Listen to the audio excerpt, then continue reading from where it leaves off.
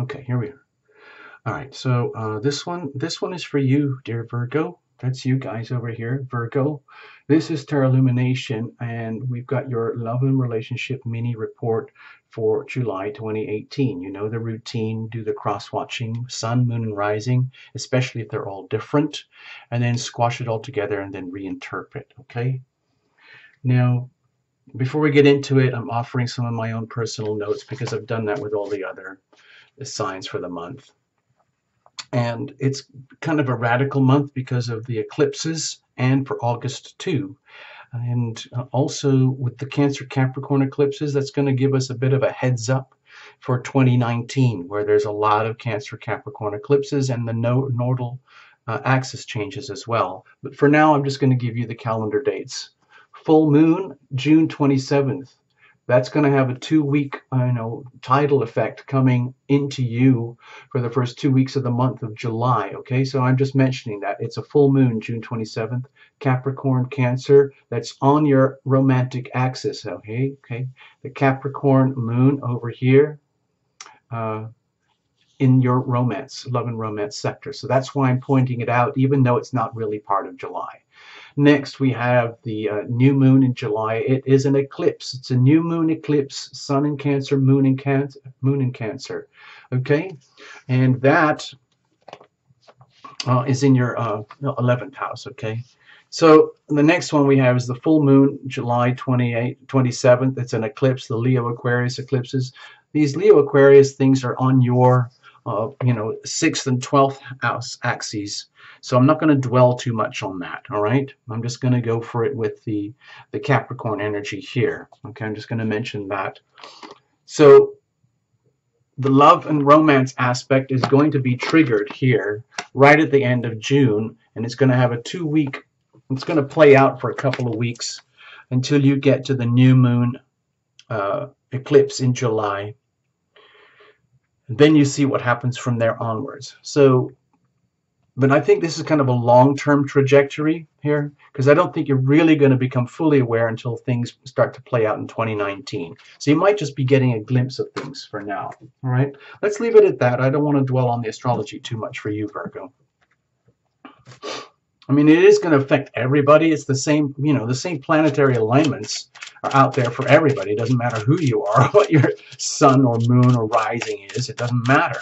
It's just that how do you handle it? How does it affect you? What are you going to do with it? How conscious are you? So anyway, no jumpers, no flyers, no oracles, no reversals. Sorry. We're going to use the Terra Illumination Crucible spread for this. It's on the understanding that you, Virgo, have an identity. There's another with an identity, and there's a third identity called the relationship itself. And in a truly loving couple's relationship, both parties are deeply vested in the relationship, okay? So it's not just about what can I get from you, or what are you trying to get from me? Face-to-face, one-on-one, as though there's just 2 cards in the spread. No, that's not going to happen here on Terra Illumination. Sorry. So, also for singles, if you want to watch this, you can, on the understanding that you have to allow for the laws of attraction so that you are radiating energy anyway that includes love and relationship. So the question is, what is it that gets reflected back to you? Think of it as what if? What if? What if? Like, who would they be like? What would they be like? Where would they be? This kind of thing. Okay? So cards are basically shuffled. So let's go for it. All right? Let's just go for it. Oh, you can also do the cross-watching thing, for your significant others, because it could really help you get perspective. If you know some of their astrology data, for example, dates of birth, sun, moon, and rising sign, all those kind of things, it adds up. All right, let's have a look here. We're going to cut it all up, and you'll see what we're talking about in a minute. All right, let's just do it like that, like we did. Sorry about the mess. Okay, there we go. Let's just get steady here. All right. So this would be you, dear Virgo, radiating what you radiate. Think of yourself as a cell phone or a transceiver, like a tower, one of those transmission towers or something. You're always radiating, and that includes love and relationship. Some of it is very invisible a lot of the times, and sometimes our relationships only feel like we only have a few hours with somebody every day, like 6 or 7 hours of sleep, and then you never see them again for the rest of the day. So what kind of relationship is that? How can you function in those situations where, you know, your priorities are things like work, cars, careers, ambition, money, chores, activity, obligations, responsibilities, and then you have this much left for you, okay, and love and relationship? What are your priorities? Okay, over here, the energy of a significant other. What are they radiating? Over here, deep inside of you. Over here, deep inside of the other, and here, the core of the relationship itself. So there is the crucible. The crucible is a structure. It's like a heavy-duty, super high refractory ceramic bowl that can withstand immense pressures and turbulence, which is what often happens in the context of a loving relationship. Even in the most loving relationships, we intimate and we separate, we intimate and we separate on a regular basis, and that's normal. It's like the tides. It's normal, okay? The sun goes up, the sun goes down. We love, we are loving, we are loved. We intimate and we separate. That's normal. But sometimes a lot of people have trouble handling that. They want everything to be perfect all the time, and so they try to turn this whole thing into one big flat line. So they self-medicate, they do everything and anything they can to create like a fixed structure, whereas it is actually a living, breathing thing, like a plant or an animal or an organism. And you have joint responsibility for that. Prospects and momentum over here. It has a life, a pulse of its own. Circumstantial energy, think of it as the environment around you. That could be a reflection. It could be you're swimming in it, but you're not aware. Whatever it is, let's have a look. So, with the Three of Swords here, to me it's like a red alert. When I see this, I often think of the red engine light flashing on your car. It doesn't mean the end of the world, it just means red alert. What's going on? Is there some kind of triangulation thing happening here with Virgo? Are you being triangulated? Is someone triangulating you? Are you in a situation where you do have a deeply loving relationship, but there's something fractured and broken, and it needs third-party intervention? Something like that. Obviously a need for healing. So if there's something very broken here, that needs to be understood as well. You know, it does happen. Like, think again, think of your body, your life, your relationships, the people in your life. They are living entities, like vehicles. They come and go, and they require love and care and maintenance, and we perceive them and they perceive us. We are mostly, a lot of the times, well, not for you, Virgo. A lot of the time, Virgo, you are very selfless with your energy, very much about service, to the point where you put yourself at service to anyone and everything else, often without a lot of gratitude in return. And so you can end up unwittingly, people take advantage of you without even knowing it. There's no harm intended. It's just what happens. The default setting for Virgo is often service, humility, just taking care of things so that things work very well for everybody else. Okay, so it's almost like maybe this is kind of an inevitability right now, where it's like, well, what do I expect? What did I expect? Because of circumstances, like if the circumstances around you are indicating there is a fracture and that there is something deeply broken to the point where the red lights are flashing, just like on a car, it's important to acknowledge that and recognize that instead of ignoring it, because if you ignore it, then everything breaks down. Okay, this is not the end of the world. This is just a red alert. Okay, let's have a look. What are you radiating, dear Virgo? Excuse me, hold on. Okay, so with the Eight of Pentacles, I don't think you're letting anything stop you from being you. I think it looks to me, it feels to me like you're being a very, very diligent, very vigilant, conscientious Virgo, investing in what really, really, really counts for you, putting in the work. Love is as love does. I'm not talking about the lovey-dovey romance here, the fifth house type of energy. Maybe you're investing in that, but what it's more about here, my feeling is that it's the understanding that you have put in a huge amount of work to be who you are, where you are, how you are, with whom you are right now, like a long-term investment program. However, if you're noticing that around you there's something deeply flawed and broken, it's like, what's going on here? What are the consequences of all my investment and all my hard work? if I'm discovering that I'm in an environment or circumstances where there's some kind of fracture or like a split of some kind where you could be damaged or they could be damaged or someone else could be damaged.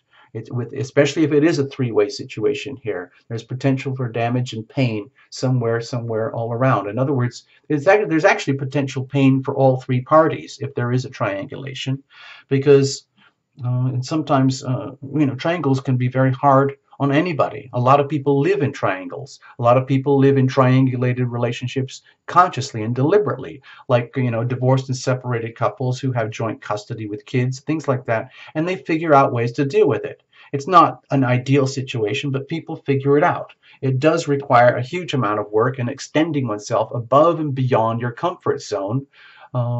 Instead of having a fairy tale romance, just dealing with hard realities, like it is a lot of work to function in a triangle, for example. You could look at it that way. Or, is it worth investing if we're in a triangle? Who's going to get burned here? Am I going to get burned? Are they going to get burned? Is someone else going to get burned? And then, but also it's an indication that your efforts are, to me, it feels like well thought out and diligent. So I don't think it's going to be efforts wasted. It's just that the red alert needs to be acknowledged. What are we looking at for the other one? Okay. So with the Six of Wands here, again, because of this circumstantial energy, we might be dealing with several parties over here where one party feels as though they've scored. They're like a winner here. Like, as bad as this might be circumstantially, in some ways, it's a victory. I know that sounds absurd, but sometimes if there are unhealthy relationships, one of the best things that can happen is if the whatever it is that's unhealthy is exposed and that is blown apart, and then it gives everybody a chance to recalibrate and go forward, especially with the eclipses here. So let's go back to this just for a moment. Where is the Virgo one? Here it is. Sorry, I just lost it. So, for example, let's just say the full moon at the end of June, right at the tippy end, is triggering some kind of awareness that will become much more clearly understood towards the middle of July. And it's something to do with something deeply flawed and deeply broken in your love life, okay? Fifth house, love life and romance. And with the moon there, the shadow aspects of it. In other words, the limbic behavior, all the stuff that happens autonomically inside you emotionally, as opposed to like consciously or thought out deliberately. And then towards the middle of the month, things become much more clear. Like, there is a winner here. There is some kind of success here, but it is coming at the expense of a failing for someone else, okay? Perhaps you, perhaps another, or a third party. So, and that can happen again, like if you think of those very common stories of triangulated relationships where something falls apart and something new begins, and the new beginning is a success. So again, we're coming back to what is it? How do you define success in a loving relationship, Virgo? Because it looks like you've got someone over here who's overjoyed about the situation. Who that is, we don't know yet. Let's have a look. What's going on deep inside of you? Okay. Okay, well, my feeling here with the Seven of Cups is like twofold. In some ways, you're getting a chance now to really tap into your dreams like never before, like wishes come true, like the whole idea of divine inspiration, where you close your eyes, you meditate, or you dream, or you live in like conscious meditation, conscious, like, what do they call that? Like manifesting through your dreams, where instead of slaving hard and working hard to go out and get what you have to do, or do work in servitude over here, huge amounts of work and effort, and wondering why, if things are so broken, there must be a reason, okay? And so instead, instead of doing things in like a mechanistic, practical, three-dimensional way, it looks like your heart is saying, you know what, I'm going to tune into my dream world and manifest from heaven downwards as opposed to from earth upwards. You know, I think they teach that in some types of yoga. I've forgotten the definitions of it, but bringing like earth energy into your life from below, to make a three-dimensional, try to create a three-dimensional life of substance. But there's also the energy from above, okay? Bringing our healing power of love into our lives and bodies and minds and souls and hearts from up above. So there is a middle ground, you know, from here to here and from here to here. And so we can end up in the middle. And my feeling is that you're realizing that in some ways, at your soul level, there's so much more for you. When you tap into heaven, you tap into your dreams, you manifest through your dreams. And the question is, what are they? How do you define them? What would be a dream scenario for you? In other words, don't try and dig for it or look for it or hunt for it or force it to make it happen or work for it like a slave.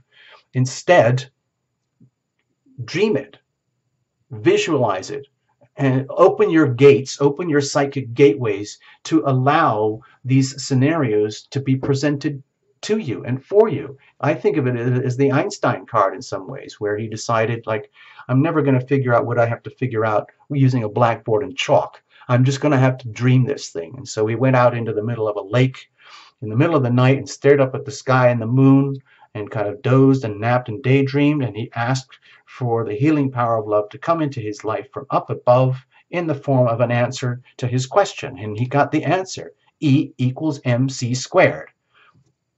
I'm not a physicist. Please don't ask me to explain it. But that's what I'm suggesting here. Deep down, you know what you want. You have dreams that need to be fulfilled. You have like a more ideal scenario that could work for you. And it's your time to wish for that and creative visualization. Allow that to happen. You know you can do that, but it's a very different approach to loving relationships than this perspective here, which is almost the energy of being a slave or a servant. There's so much work and effort being put into something that is in some ways deeply broken. And maybe they're fully taking advantage of it. They might think that they're scoring. Maybe they, you know, it could be a very unbalanced relationship and they're not aware of it. They're just like, wow, my mate is so awesome. They do all this stuff, this wonderful, wonderful stuff, and I get to have an amazing life. That is so freaking cool. Wow. And yet, in the background, there's something deeply flawed, deeply broken here, where there's a serious disparity between you, Virgo, and a significant other, where they might be thinking they're on cloud nine, like, wow, I've done really well. And you're depressed, lost, disillusioned here. You've invested so much, but what for?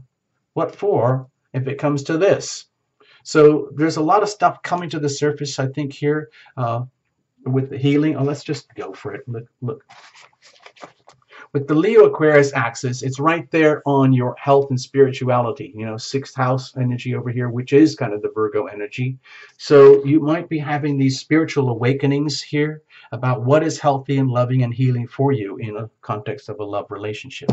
Let's have a look deep inside of them, okay? Wow.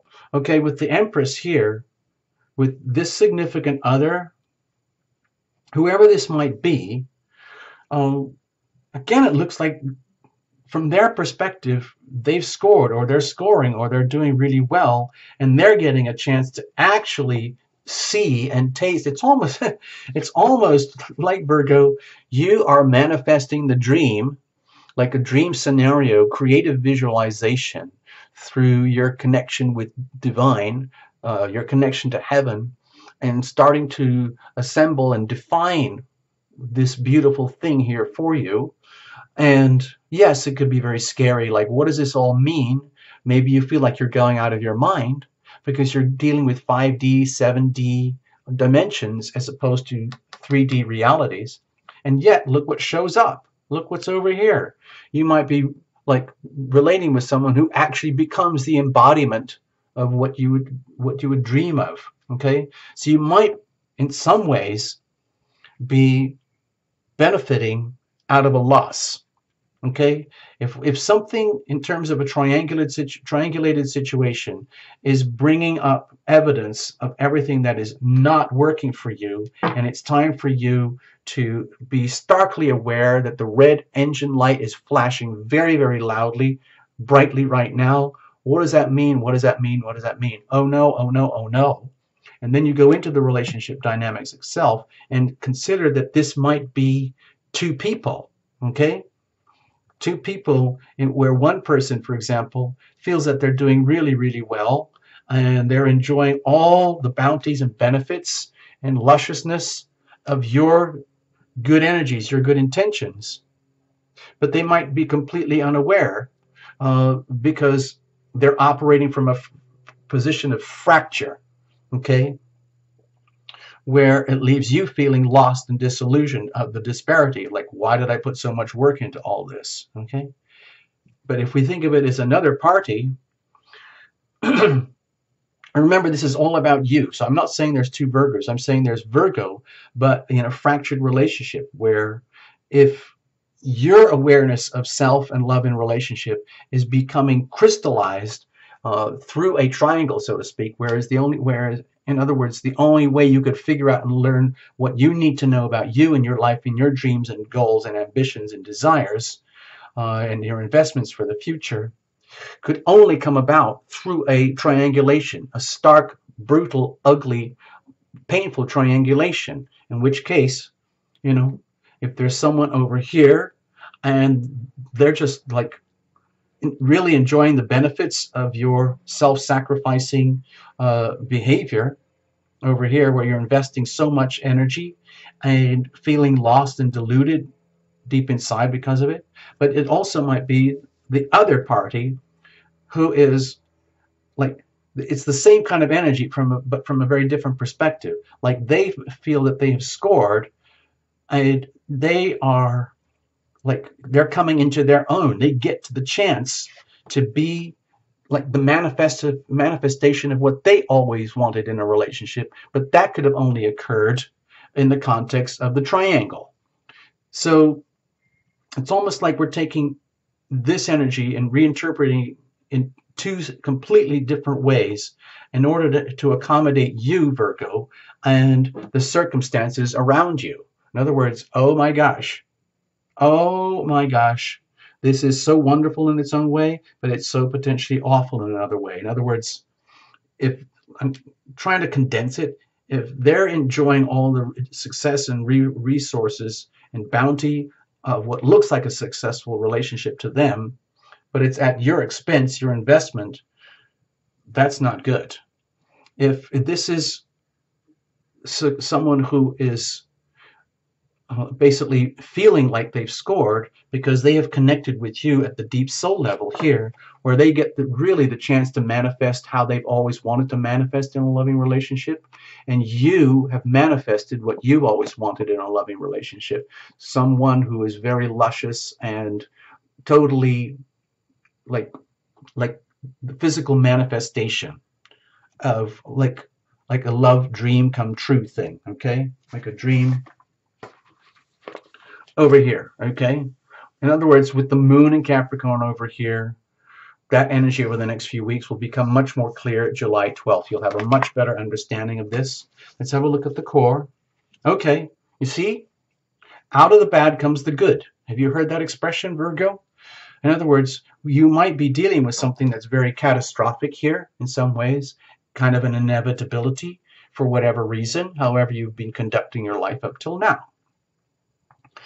But it looks to me like there's so much love invested here. It feels to me that the only thing that counts for you is love. That's the number one priority. It doesn't matter about what they look like, how tall they are, how rich they are, what is their day job, what do they do, how do they do it. What really counts for you is investing in the love and the relationship, and that's kind of what you've got here. But how does that play out? So in other words, through a stark realization, let's say through these eclipses that are coming up, you realize that only through a deeply triangulated, tragically broken situation could you have come to this full awareness where You can either throw and waste your energies away into illusions, or you can invest in something that's actually genuine, that actually works for you, where it's on the understanding that, like, whatever you do, however you go, it's always vested with love. And what it does, like this tragedy, this energy of tragedy here, could open the door, could be essentially the doorway to new love, new opportunity, new love here in a way that you've never had a chance to enjoy before, because it's been out of bounds, completely restricted, because you never realized that you had the chance or the opportunity or the ability to tap into your dreams and do creative visualization to create the love scenario that's right for you and that's good for you, with someone who is right for you and who's good for you. But it's like both things are happening simultaneously, the good and the bad simultaneously. Out of the bad comes the good. Out of the bad comes the good. Because in many ways, this is very beautiful, but this is very tragic. And because it is a triangle, it does indicate that the good stuff comes out of, let's say, almost at the expense and loss of another to the success of another. So even though the loss of one might still feel like a victory, because they might be living their own journey right now, where they're not even remotely aware of what's going on inside of you. And so this could become their problem later on in July or in August. And right now, this is just your circumstantial evidence that you're witnessing, because the other party could be over here like on cloud nine thinking that everything's great, when in fact it's very tragic. Okay, so again, because this is not a couples reading, it's all about you, Virgo. The idea here, my feeling is that it's potentially really good for you, but it comes out of tragedy. Okay, let's have a look at momentum over here. Liberation, freedom. Okay, wow, my gosh. Wow, okay, so Virgo, to me, this now feels like it's the breaking up and the liberation and the exposure of a deeply tragic love situation in order to open the gates to a new love situation. Whatever the details might be, Virgo, I don't know. That's your life. You can reinterpret this however you want. I'm trying to do a broad spectrum reading for lots of Virgos. I'm not trying to do a specific reading for you, but it looks very, very much from the Tarot Lumination perspective like out of the tragedy comes the good. It's very liberating for you. It's very liberating for them. And it's very liberating for them. Okay? And it's kind of weird to do this, but to say this is perhaps several people or one or another, but it's still your relationship reading. So, like, it's like it's a gateway. I feel this is very much to do with the eclipses, and there is a healing energy here. So, like the prospects as you go through the month of July, you'll hope what will seem like tragedy will end up being a wonderful liberation. It's a redemption. It's a reconciliation. It's a big forgive and forget. In other words, however tragic this might be on first glimpse, like when it was the first card we pulled out, we have a beautiful scenario here as time goes on.